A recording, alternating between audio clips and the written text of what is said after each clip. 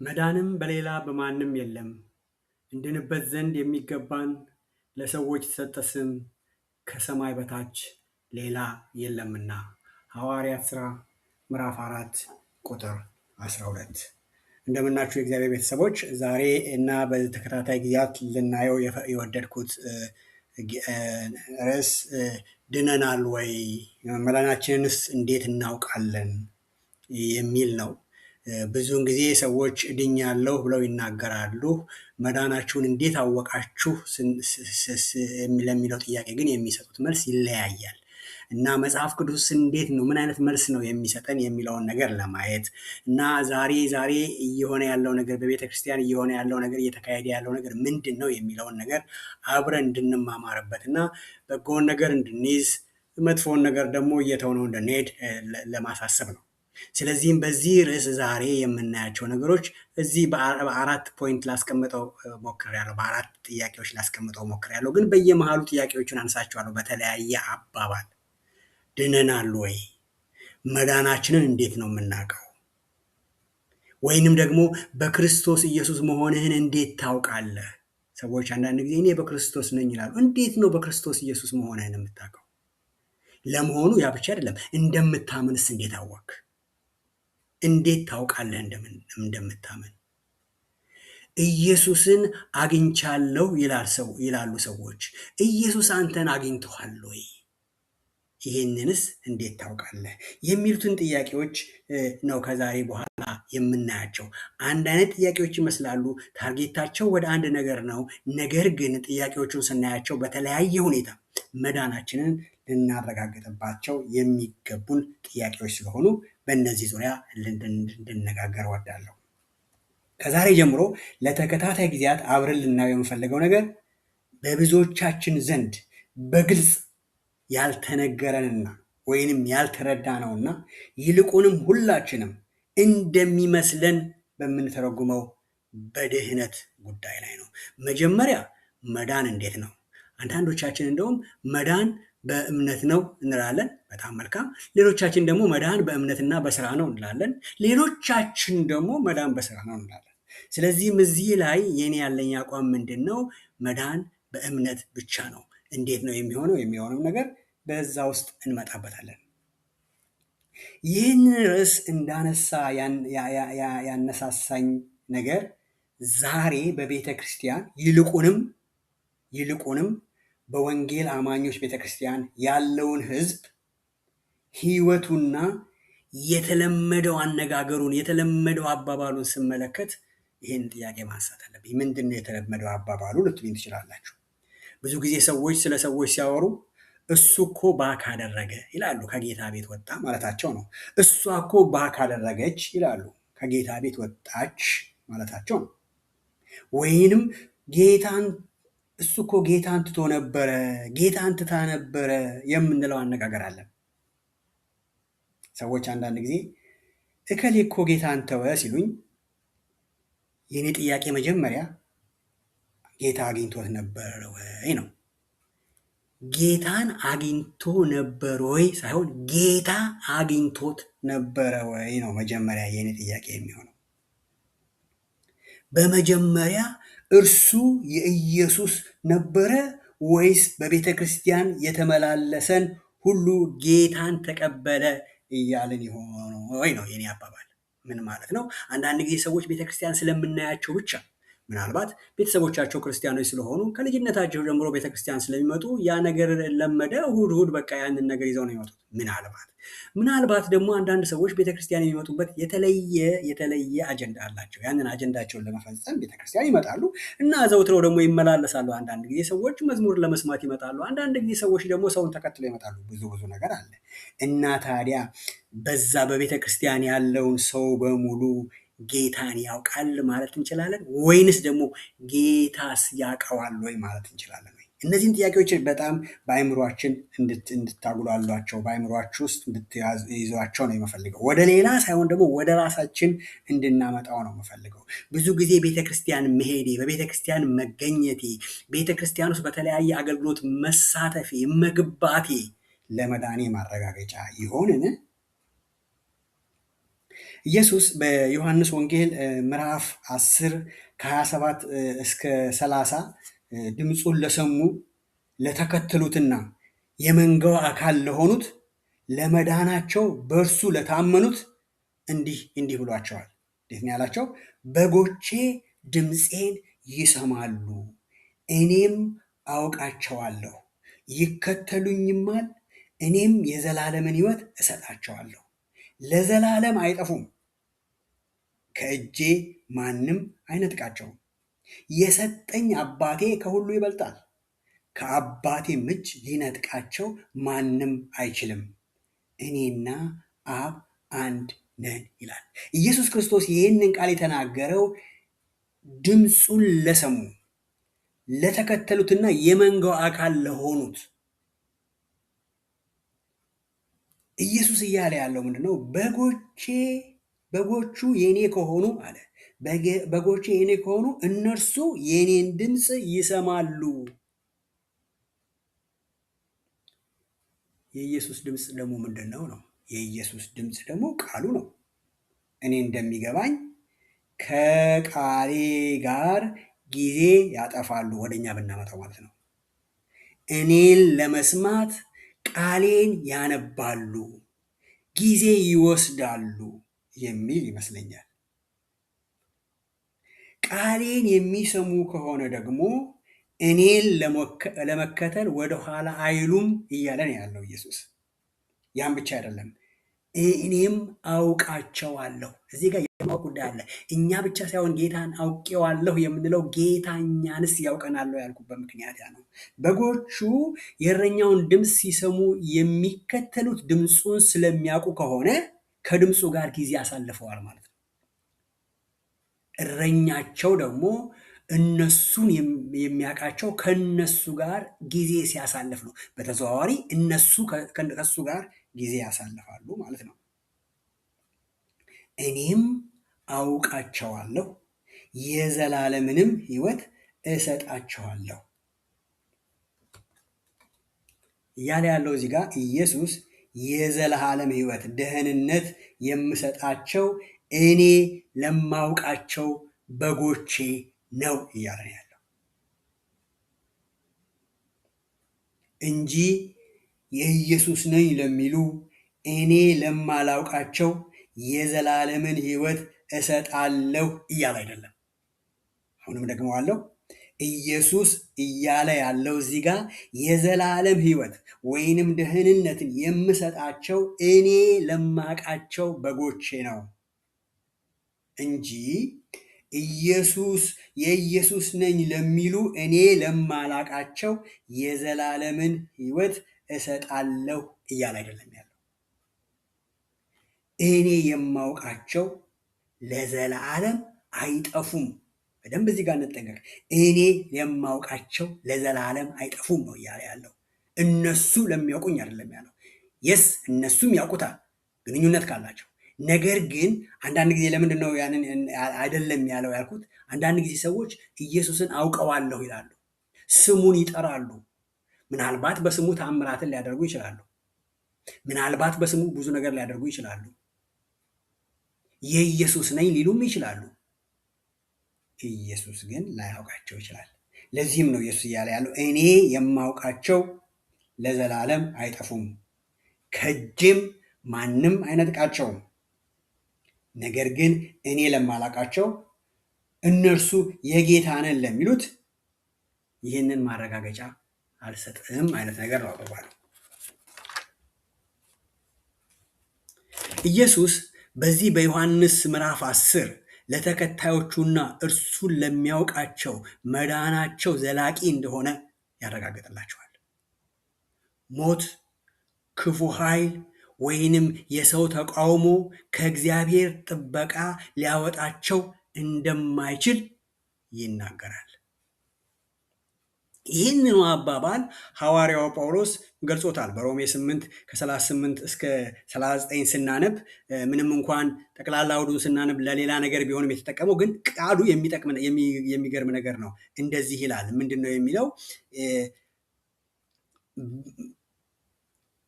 በዚህ ሁሉ ግን በወደደን በእርሱ ከአሸናፊዎች እንበልጣለን ይልና ቁጥር 38 ሞት ቢሆን ሕይወት ቢሆን መላእክት ቢሆኑ ግዛት ቢሆን ያለው ቢሆን የሚመጣው ቢሆን ኃይላት ቢሆኑ ከፍታ ቢሆን ዝቅታም ቢሆን ልዩ ፍጥረትም ቢሆን በክርስቶስ ኢየሱስ በጌታችን ካለ ከእግዚአብሔር ፍቅር ሊለየን እንዳይችል ተረድቻለሁ።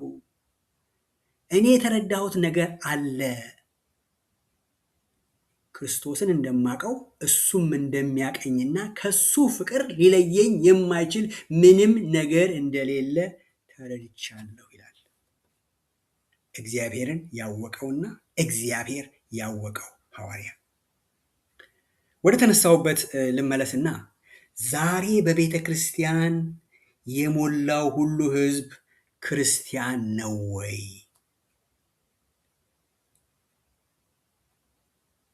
ቤተ ክርስቲያን ዛሬ በብዙ በሚቆጠሩ ሰዎች ተሞልታለች።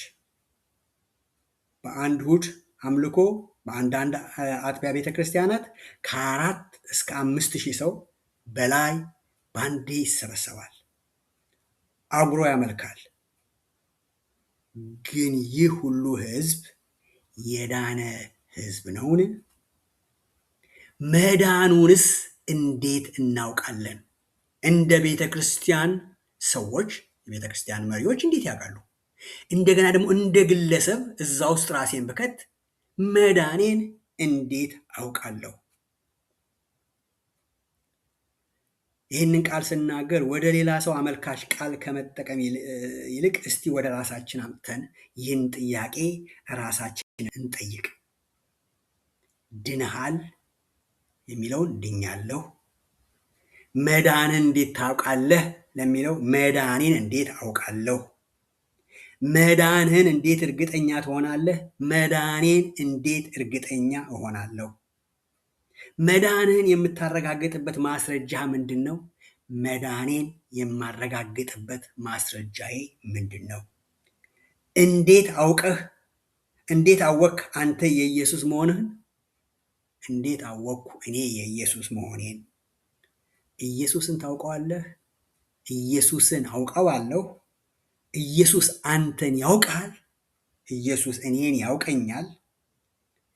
ኢየሱስ እንደሚያውቅህ እንዴት ታውቃለህ? ኢየሱስ እንደሚያውቀኝ እንዴት አውቃለሁ? ኢየሱስንስ እንደምታውቀው እንዴት ታውቃለህ? ኢየሱስንስ እንደማውቀው እንዴት አውቃለሁ? እኔ እያላችሁ እንድታዩት እና ወደ ራሳችሁ እንድታመጡትና መልሳችሁን በዚህ ቃል ከዚህ በኋላ በምናጠናው ነገር እንድትገመግሙት እወዳለሁ ወገኖቼ። እነዚህ ሁሉ ከላይ የዘረዘርኳቸው ጥያቄዎች የሚጠይቁት አንድ ነገር ነው። ድነሃል ወይ? ማረጋገጫውስ ምንድን ነው? ከላይ እንደጠቀስኩት ዛሬ ቤተ ክርስቲያን የሞላው ሁሉ ሕዝብ በእርግጥ ክርስቲያን በክርስቶስ የሆነ የዳነ ነው ወይ? ክርስቲያን ማለት በክርስቶስ የሆነ ክርስቶስን ያገኘ ክርስቶስ ያገኘው ድነትን የተቀበለ ከሆነ ጥያቄው የሚሆነው ሁሉም በቤተ ክርስቲያን በክርስትና ስም እሁድ የሚሰበሰበው የሚዘምረው እልል የሚለው ሁሉ ድኗል ወይ ነው? ወይስ በእሁድ ሜካፕ ነው ቤተ ክርስቲያን ያለው? በኋላ አብራራለሁ። ሜካፕ ስል መንፈሳዊ ሜካፕ። በእሁድ ሜካፕ ነው ወይ ቤተ ክርስቲያን ያለው? አሁንም ዋናው ፖይንት መዳኔን እንዴት ማረጋገጥ እችላለሁ ነው። ይህን ጥያቄ ሳቀርብ ወይም ይህን ጥያቄ ለሚሰማ ሰው ምናልባት ጥቅስ የሚያውቅ ቤተ ክርስቲያን የሚያዘወትር ሰው የሚሰጠኝ መልስ የሚሆነው ምንድን ነው? ኤፌሶን 2 ከ8 እስከ 9 ያለውን አላነበብክም ወይ ነው። ምንድን ነው ኤፌሶን 2 ከ8 እስከ 9 ያለው የሚለው? ጸጋው በእምነት አድኗችኋልና ይህም የእግዚአብሔር ስጦታ ነው እንጂ ከእናንተ አይደለም፣ ማንም እንዳይመካ ከስራ አይደለም እንደሚል የእግዚአብሔር ቃል በእምነት ድኛለሁ ነው።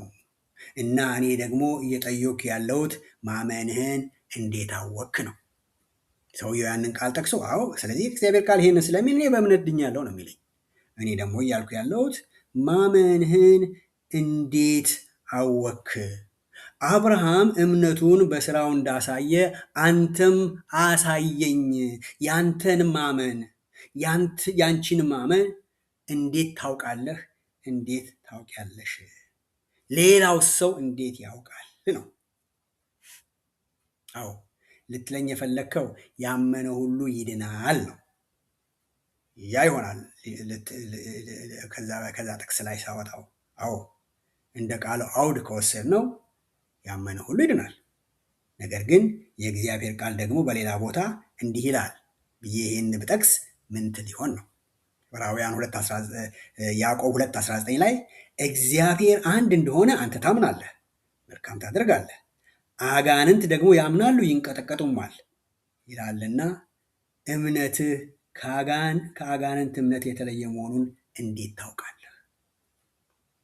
እንደውም እኮ አጋንንቱ ማመን ብቻ ሳይሆን ይንቀጠቀጣሉ ይላል። እስቲ ወደ ዛሬ እናምጣው። መቼስ ከሀሳቤ እንዳልወጣ እንጂ ወደ ዛሬ እናምጣው። ዛሬ ለእግዚአብሔር ስም ምን ያህል ነው የምንንቀጠቀጠው? ዛሬ ኢየሱስን እኮ ብዙዎቻችን አዳኜ ብለን እንደ አዳኝ ብቻ እንደ አዳኝ ብቻ አድርገን ጌትነቱን ረስተን እንደ ጌትነቱ ፈርተን በፍርሃት የምንከተለው ጌታ የምናመልከው ጌታ አይደለም። ብዙዎቻችን ኢየሱስን እንደ ቆሎ ወንድማችን እንደ ጓደኛችንም አድርገን እንወስዳለን። ኢየሱስ አንድ ነገር መርሳት የለብንም፣ አዳኝም ነው፣ የጌቶች ሁሉ ጌታም ነው። እንደ አዳኝነቱ አድኖናል፣ እንደ ጌትነቱ ደግሞ የሚገባውን ክብር ከኛ ይጠብቃል። አጋንንቶች ይንቀጠቀጣሉ ሲል ለማን ይመስላችኋል ወገኖቼ? እኔና አንቺን ላዳንን ለኢየሱስ ነው። ዛሬ የአምላካችን የጌታችን ስም እንደ ጌትነቱ ያንቀጠቅጠን ይሆንን?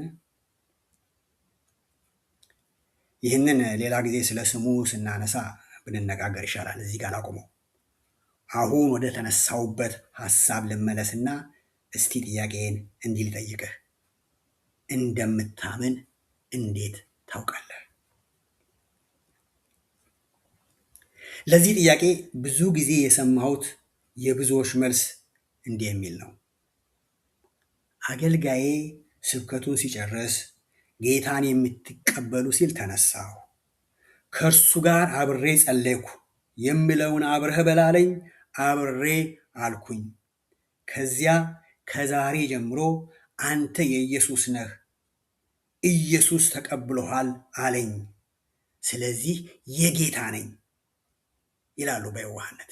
በቃ አገልጋዩ ያላቸውን ሰምተው አገልጋዩ ያስፈጸማቸውን ምን ልበለው ስርዓት ተከትለው ስለሄዱ እሱ ዛሬ አንተ የጌታ ነህ ስላላቸው ስለዚህ እኔ የጌታ ነኝ ብለው እምነታቸውን በዛ ላይ የሚያደርጉ ሰዎች እንዳሉ አጋጥሞኛል።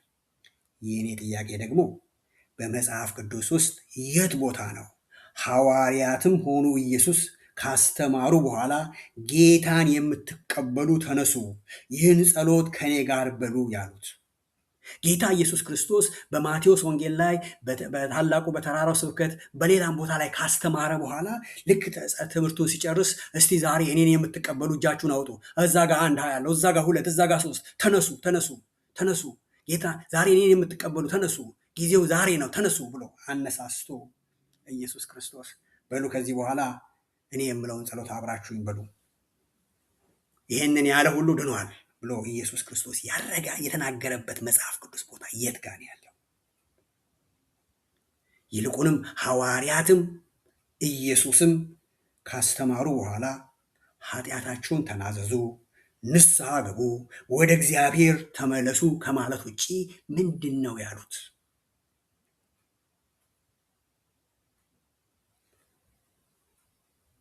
ለማንኛውም ጥያቄን ግልጽ ለማድረግ በመጀመሪያ ወንጌልና ደህንነት ማለት ምን ማለት ነው የሚለውን እኔ በተረዳሁበት መልኩ እንዲህ ላስረዳ እወዳለሁ።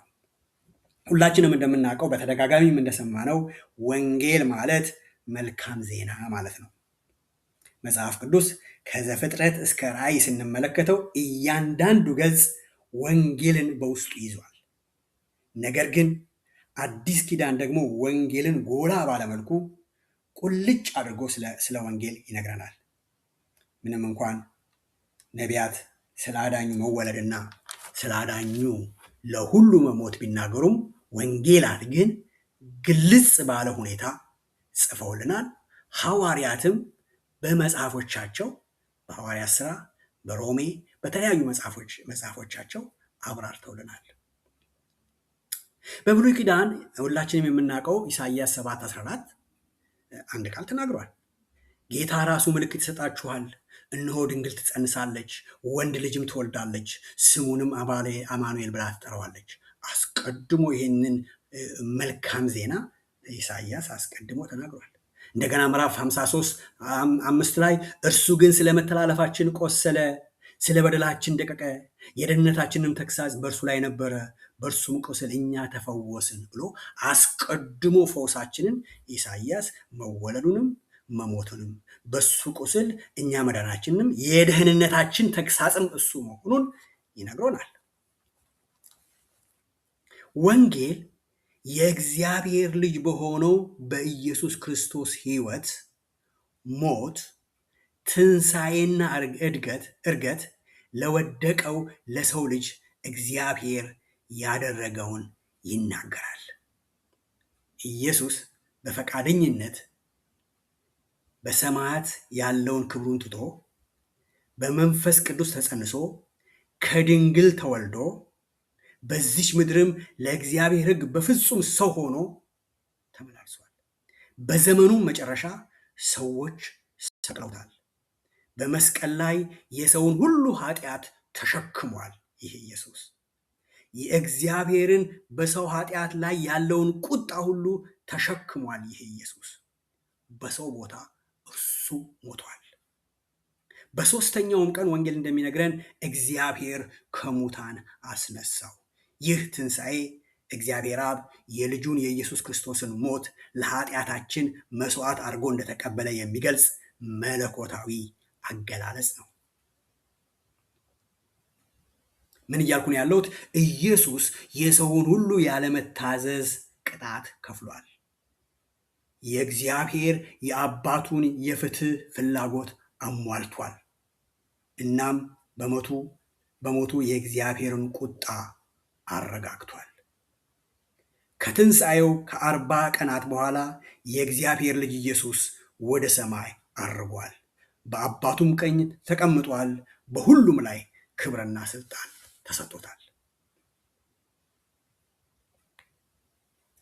ኢየሱስ ዛሬም በዚያ በአባቱ ክብር ባለበት ዛሬ በእግዚአብሔር ፊት የዋጀውን ሕዝብ ይወክላል። ስለ አዳናቸው ስለ እነሱ ጠበቃ ሆኗል። ይጸልያል፣ አባቱን ይማጸናል።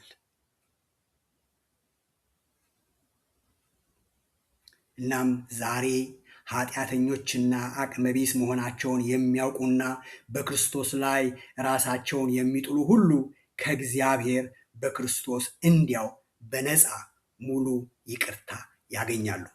ይሄ ነው ወንጌል ማለት። በክርስቶስ ጻድቃን ይባላሉ። ምክንያቱም በክርስቶስ ከአብ ጋር መታረቅ ሆኗልና። ይህ ነው የእግዚአብሔር ልጅ የኢየሱስ ክርስቶስ ወንጌል ማለት እና ኢሳይያስ 55:1 ላይ እናንተ የተጠማችሁ ሁሉ ኑ፣ እናንተ ገንዘብ የሌላችሁ ወደ ውሆቹ ኑ፣ ኑና ግዙ ብሉም፣ ኑ ያለ ገንዘብ ያለ ዋጋ የወይን ጠጅና ወተት ግዙ ይላል። ይገርማል። ኢሳይያስ አስቀድሞ ስለዚህ ወንጌል አስቀድሞ ይናገራል። ግን ሲናገር ምንድን ነው ያለው? እናንተ የተጠማችሁ። ያ ብቻ አይደለም፣ እናንተ ገንዘብ የሌላችሁ። በጣም ይገርማል። ኢሳይያስ ገንዘብ ለሌላቸው ምን እያለን ያለው? ትምክህት ለሌላቸው እናንተ ገንዘብ የሌላችሁ ኑ ግዙና ብሉ። ኑ ያለ ገንዘብ ያለ ወጪ ወይን ወተት ግዙ ብሎ ገንዘብ ለሌለው ትምክህት ለሌለው ሰው ያን ይናገራል። በጣም የሚገርመው ኑ ተቀበሉ አይደለም እያለ ያለው፣ ኑ ግዙ ነው እያለ ያለው። የግዙና ብሉ ጠጡ ግብዣ ነው ኢሳያስ የሚያቀርበው። ገንዘብ የሌለው እንዴት ይገዛል ነው። በዓለማችን ኢኮኖሚ ስንሄድ መግዛት የሚለውን ቃል ስናወራ ገንዘብ ነው ትዝ የሚለን። ኢቨን ቃላቱ ራሱ በጣም ይገርማል። አማርኛው መግዛት የሚለውን ነገር ስንነጋገር ገንዘብ የሚለው ነገር አለ። ገንዘብ የሌለው ሰው ግዛ ማለት ሁለቱ ሀሳቦች በአንድነት አይሄዱም። ለመግዛት ምን ያስፈልጋል? ገንዘብ ያስፈልጋል። ኢሳያስ ግን እያለ ያለው ምንድን ነው?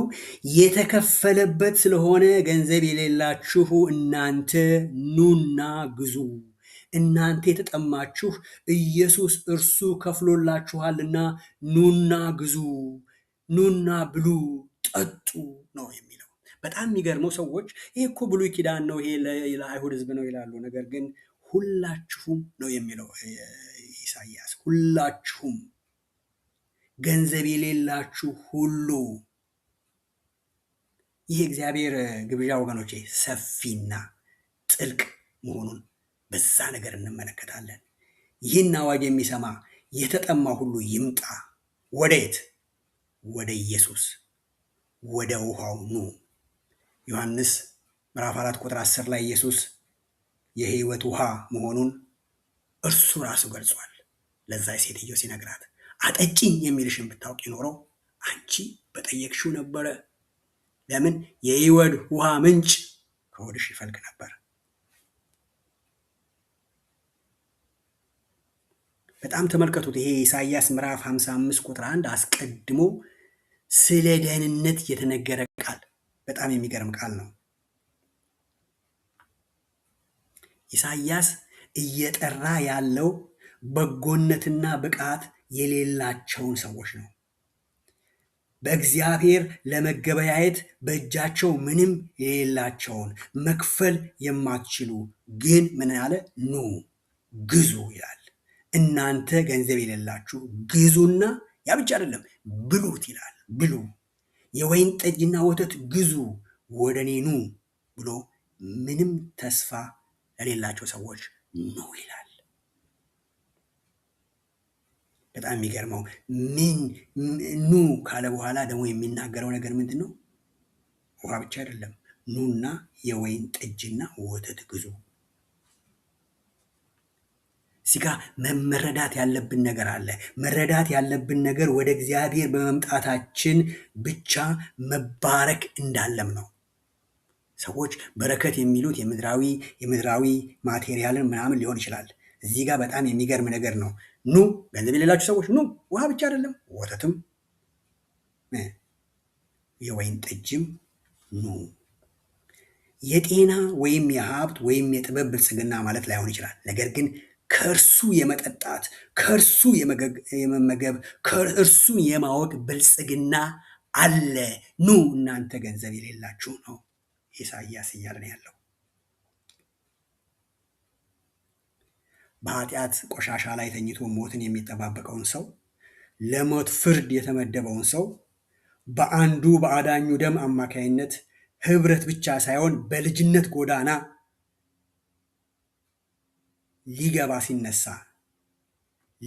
ሊነሳ እንደሚችል ነው ኢሳያስ እየተናገረ ያለው። ና ግዛ ብላ። ኢሳያስ እያለ ያለው ምንድነው? ከአንተ የሚጠበቀው መጠማት ነው፣ ጽድቅን መጠማት። ወደ ውሃው ምንጭ መምጣት ነው፣ ወደ ኢየሱስ መምጣት። ትምክህትን ጥለህ መምጣት ነው፣ ገንዘብ የሌለህ መሆንን እያለ ነው እያለ ያለው።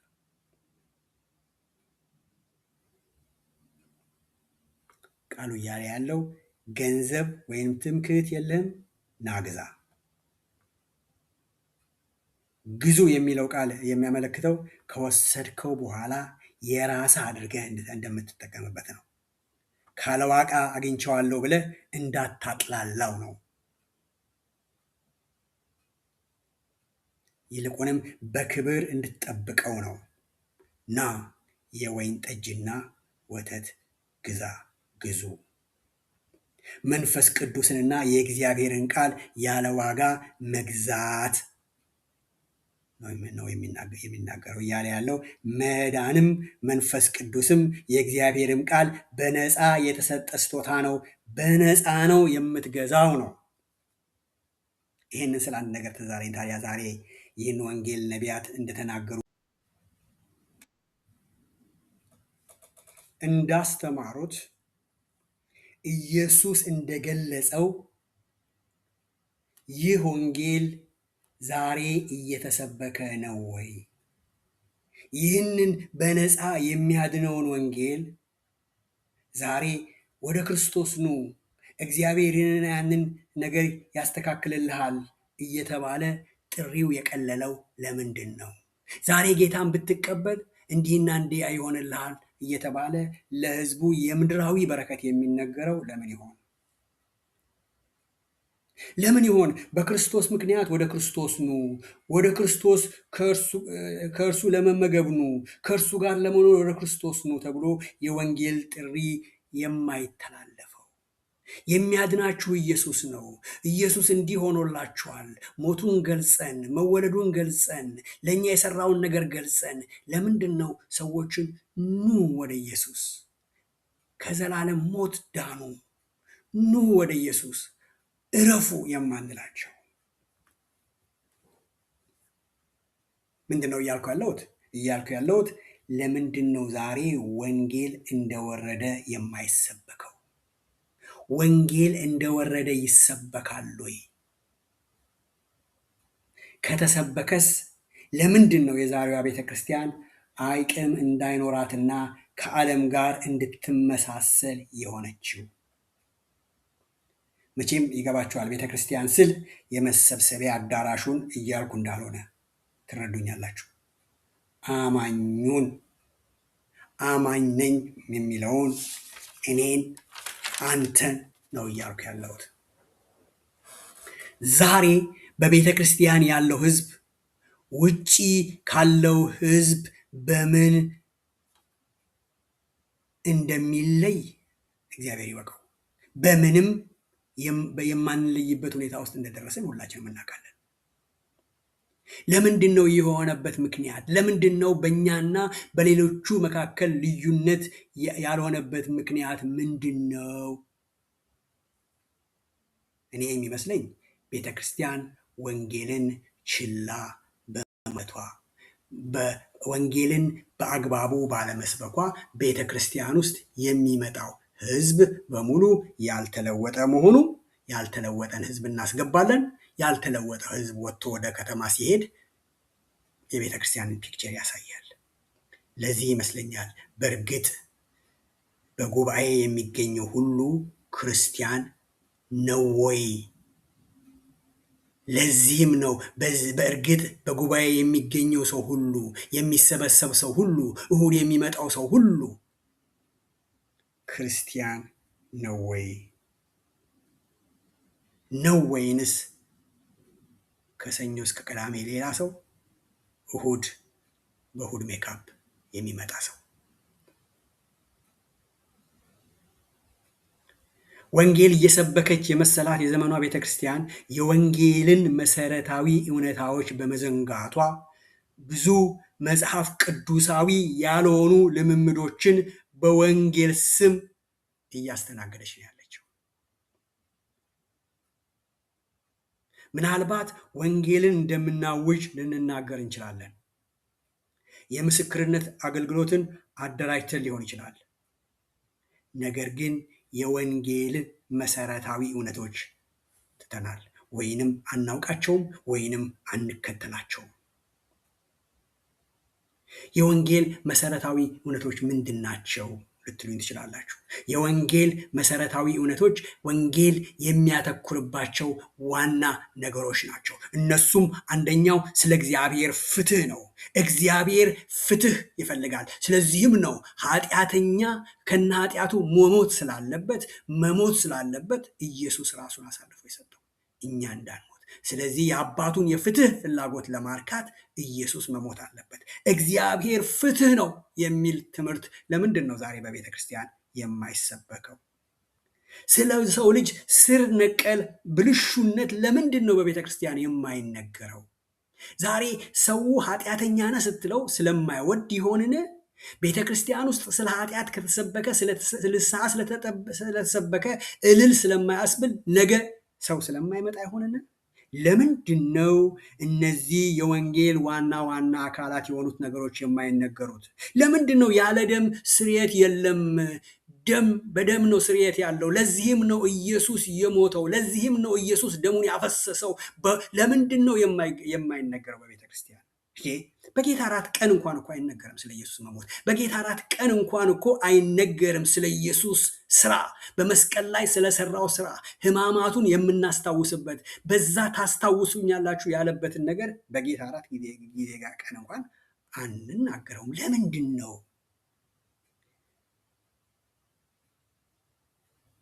ለምንድን ነው ስለ እውነተኛ መለወጥ በቤተ ክርስቲያን ትምህርት የማይሰጠው? ለምንድን ነው በመጽሐፍ ቅዱስ ውስጥ ያሉት የእውነተኛ የህይወት ለውጥ ማረጋገጫዎች ብለው ሐዋርያት የጻፉልን ነገሮች ለምንድን ነው ዛሬ በቤተ ክርስቲያን የማይነገሩት? ለምንድን ነው እነዚህ ትምህርቶች ስለ እግዚአብሔር ፍትህ፣ ስለ ሰው ልጅ ኃጢአት፣ ስለ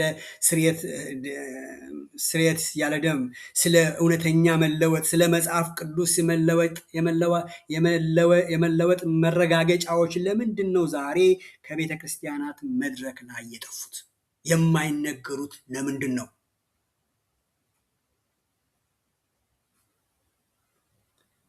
ይቅርታ አድርጉልኝ። በአሁኑ ጊዜ አብዛኞቹ ወንጌላውያን አብያተ ክርስቲያናት በተለይም በዚች ምድር ላይ ያሉ በአሜሪካ ያሉ ቤተ ክርስቲያናት የወንጌልን የማዳኛ መልእክት ወደ ጥቂት የሃይማኖት መግለጫዎች ዝቅ አድርገውታል። መለወጥ የሰው ልጅ ውሳኔ እንደሆነ አይነት ነገር ነው የሚያስተምሩት።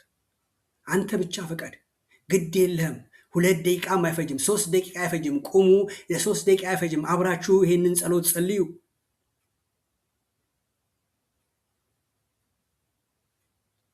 የወንጌልን የመዳኛ መልእክት ወደ ጥቂት የሃይማኖት መግለጫዎች።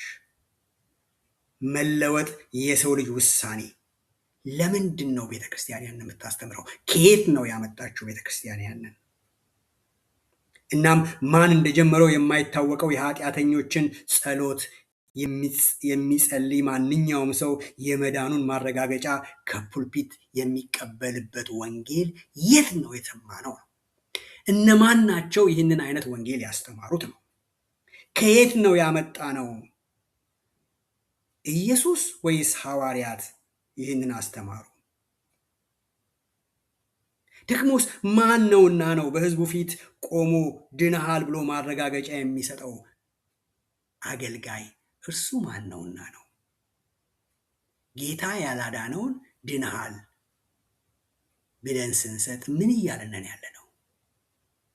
ለዚህም ይመስለኛል በቤተ ክርስቲያን ውስጥ ያለው ሰውና ከቤተ ክርስቲያን ውጭ ያለው ሰው የህይወቱ አኗኗሩ አንድ የሆነው፣ ከሰኞ እስከ ቅዳሜ ቋንቋችን አንድ የሆነው፣ እሁድ ጠዋት በሜካፓችን ስለምንመጣ ማንም ስለማይለየን ሁሉም ሜካፕ ስላደረገ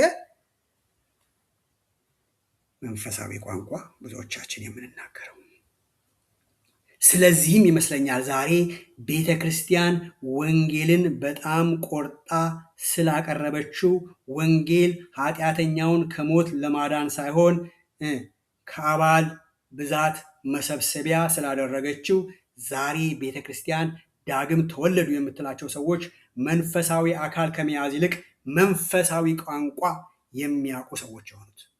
እደግመዋለሁ፣ ወንጌልን በጣም ቆርጣ ስላቀረበች የዛሬዋ ቤተክርስቲያን ወንጌል ኃጢአተኛውን ከሞት ለማዳን ሳይሆን ከአባልነት ማብዛት ጋር ስላገናኘችው ዛሬ ቤተክርስቲያን ዳግም ተወለዱ የምትላቸው ሰዎች መንፈሳዊ አካል ከመያዝ ይልቅ መንፈሳዊ ቋንቋ ነው የሚያውቁት። መንፈሳዊ ቋንቋ ነው የምናውቀው። ለዚህም ይመስለኛል ቤተ ክርስቲያን በስጋዊ ክርስቲያን የተሞላች የሆነችው። በአፋቸው ያምናሉ፣ በስራቸው ግን ጌታን ይክዳሉ።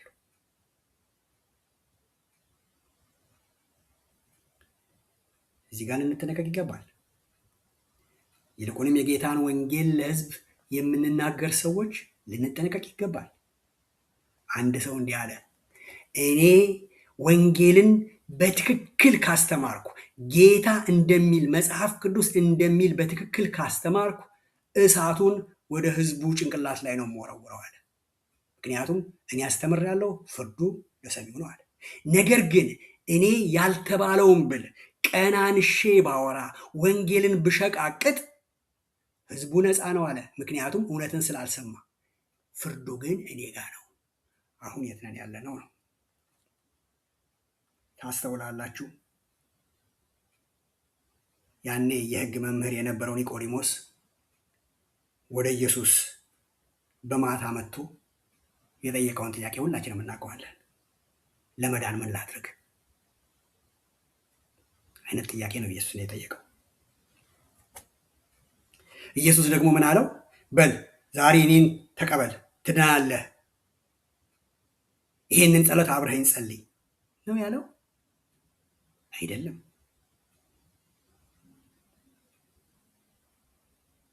ያ ሽማግሌ፣ ያ የሃይማኖት አለቃ ግራ እስኪገባው ድረስ ኢየሱስ ዳግመኛ ተወለድ ነው ያለው። ታዲያ ዋናው የሃይማኖታችን ጀማሪና ሐዋርያ የሆነው ኢየሱስ ያላለውን የዛሬዋ ቤተ ክርስቲያን ጌታን ተቀበል፣ ይህን ጸሎት አብረህ በል ትድናለህ ትምህርቷ ከየት መጣ ነው? ለዚህ ነው ድነሃል ወይ ኢየሱስ ኒቆዲሞስን ባስተናገደበት መልኩ ወይስ የዛሬዋ ቤተ ክርስቲያን ሕዝቧን በምታስተናግድበት መልኩ ነው ወደ ጌታ የመጣኸው ብዬ የተነሳሁት።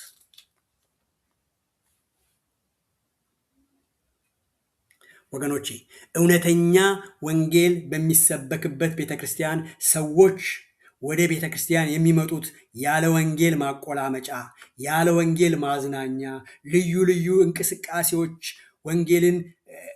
እንቅስቃሴዎችንና ወንጌልን ከሚሰጠው በላይ የሆኑ ጥቅሞችን ተስፋ አድርገው አይደለም የሚመጡት።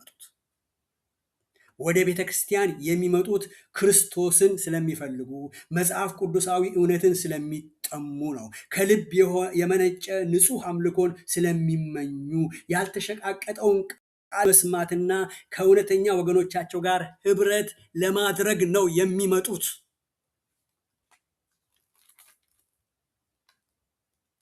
ወንጌል ችላ ያለችው ቤተ ክርስቲያን ግን ከወንጌል ሐሳብ ርቃ የጌታ ኢየሱስ ሳይሆን የራሷን ወንጌል ስትሰብክ ለእግዚአብሔር ባህሪ ምንም ፍላጎት በሌላቸው ስጋዊ ሰዎች ትሞላለች።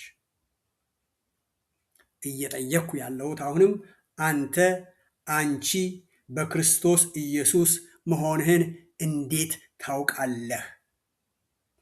እውነተኛ ወንጌል በሚሰበክባት ቤተ ክርስቲያን እና ከነዛ ሰዎች መካከል ነው ያለኸው ወይስ ወንጌል እየተሸቀጠ በሚሰበክበት እና እንደነዛ ሰዎች አይነት ሆነህ ነው ያለው? ምን እያልኩ ነው ያለሁት? አንተ የኢየሱስ ነህን? እንዴት አወቅ አንተ የኢየሱስ መሆንህን? ይህን ጥያቄ ወገኖቼ ደጋግሜ የምጠይቅበት ምክንያት በቤተ ክርስቲያን ብዙ ዘመን የኖሩ ሰዎች የሰጡኝ መልስ አስገርሞኝም ነው። ዛሬ አንቺ ለዚህ ጥያቄ ለራስ መልስ የምትሰጠው በእግዚአብሔር ቃል እንድትገመግመው ነው የምፈልገው። ምን ብለህ ነው የምትሰጠው መልስ? አንድ በቤተ ክርስቲያን የሚያገለግል ሰው የሰጠኝ መልስ ደግሞ እንዲህ ነበር። ጌታን ካመንኩ በኋላ አለኝ ጥሩ ሰው ሆኛለሁ፣ ለድሃ መስጠት ጀምሬያለሁ፣ በቤተ ክርስቲያን አገለግላለሁ፣ አስራቴን እከፍላለሁ ነበር የሰጠኝ መልስ። እኔም በጣም ስለምቀራረበው ይሄ እኮ ሼኩም ያደርጉታል፣ ሼኩም እኮ ጥሩ ሰው ናቸው፣ ሼኩም እኮ ለድሃ ይሰጣሉ፣ ሼኩም እኮ ዘካን ይከፍላሉ ለመስጊዳቸው። ከሳቸው ምን ተለየ ነው ያልኩት፣ በጣም ስለምቀርበው ሰውየውን። ሌላው ደግሞ እንደዚህ ነው ያለኝ፣ 1 ወር አስራቴን በሆነ ምክንያት ሳልሰጥ በቀር ወይንም ባስተላልፍ ወይንም ብዘገይ ድነቴ የሚወሰድ ይመስለኛል ሲለኝ፣ መዳን በእምነት ወይስ በስራ ጭምር? ምን እየሆነ ነው ያለነው? ቤተ ክርስቲያን ምንድን ነው ህዝቧን እያስተማረች ያለችው የሚለው ጥያቄ ጭንቅላቴን እንትን አለኝ። በሮሜ 6:23 ላይ የኃጢአት ደሞዝ ሞት ነውና የእግዚአብሔርም የጸጋ ስጦታ ግን በጌታችን በኢየሱስ ክርስቶስ የዘላለም ህይወት ነው ይላል። ወገኖቼ ደህንነት የእግዚአብሔር ነፃ ስጦታ፣ የጸጋ ስጦታ ካንተ ማንነት ጋር፣ ካንተ ስራ ጋር፣ ከኔ ስራ ጋር አያያዝም። መዳን የመልካም ስራችን ውጤት ሳይሆን የኃጢአታችን ስርየት ነው። በአጭሩ ድነት ነፃ ስጦታ ነው ካልኩ ወደ ተነሳሁበት ጥያቄ ልመለስና እንዴት ነው ያንን የጸጋ ስጦታ ያንን ደህንነት ማግኘትን የማረጋግጠው ብዬ ጠይቃለሁ። ብዙ ሰዎች ዛሬ ኢየሱስን ተቀብያለሁ፣ ኢየሱስን አግኝቻለሁ፣ ኢየሱስን አውቃለሁ ይላሉ። ኢየሱስን ግን እንደምታውቀው እንዴት አወቅ? አንተስ ኢየሱስን አውቃለሁ እያልከኝ ነው። ኢየሱስ አንተን እንደሚያውቅህ ማረጋገጫው ምንድን ነው? ወገኖቼ በዚህ በተከታታይ ትምህርት ላይ ላነሳ የምፈልገው ዋናው ነገር በመዳናችን ላይ መጽሐፍ ቅዱስ ምን ይላል ነው። ይህንንና ሌሎች የሚቀጥሉትን በሚቀጥሉት ቁጥሮች እናያቸዋለን። ለዛሬው ጌታ ይባርካችሁ።